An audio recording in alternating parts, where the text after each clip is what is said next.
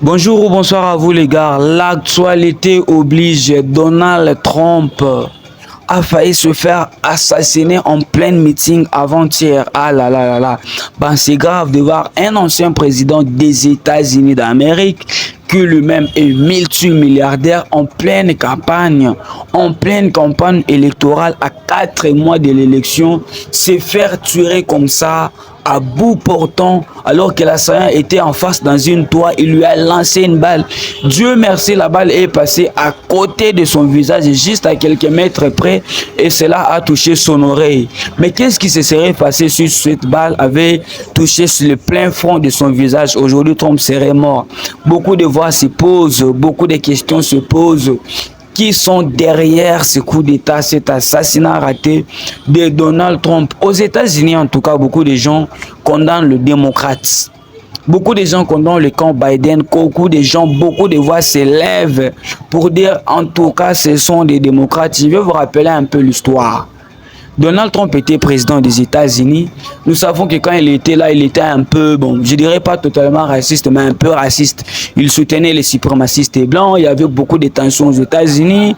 Il a mal géré la Covid. Les Américains ne lui ont pas accordé un second mandat. Le parti, il n'a pas été réélu et Biden a pris le pouvoir. Mais Trump avait dit qu'il va revenir et Trump, c'est quelqu'un qui avait promis la vengeance. Souvenez-vous qu'il avait même demandé à ses militants de prendre l'assaut du Capitole pour arrêter la certification des résultats de l'élection de Joe Biden.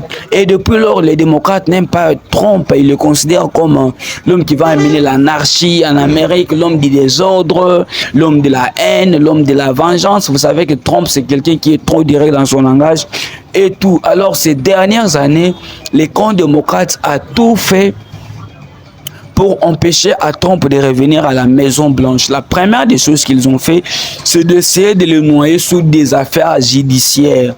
La plupart des tribunaux qui ont jugé Trump étaient présidés par des juges qui sont des démocrates, des procureurs démocrates et tout. On a essayé d'entacher un peu sa réputation avec des affaires judiciaires, déjà Stormy Daniels et tout. Mais malheureusement, Trump n'a pas été noyé. Il est toujours là, il est toujours là, il est toujours populaire. La question qui se pose, c'est comment Trump est si populaire aux États-Unis malgré que les démocrates ont tout fait.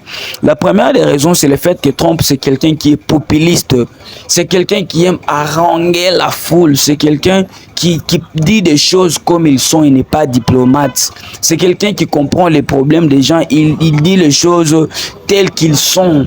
C'est ainsi qu'il a gagné le cœur des Américains. La deuxième des choses qui fait que Trump est toujours populaire, c'est le fait qu'il a une électorat naturel. Les électeurs républicains, en tout cas, c'est Trump pour rien. Qu'il fasse du mal, peu importe, même si on le disait que Trump a tué les gens, Trump, c'est les républicains, c'est toujours Trump. La troisième des choses qui fera en sorte que Trump aujourd'hui est en train de devenir très populaire, en tout cas, c'est le fait que beaucoup d'Américains ont perdu confiance en Joe Biden. Ils ont perdu confiance en sa capacité de gouverner le pays.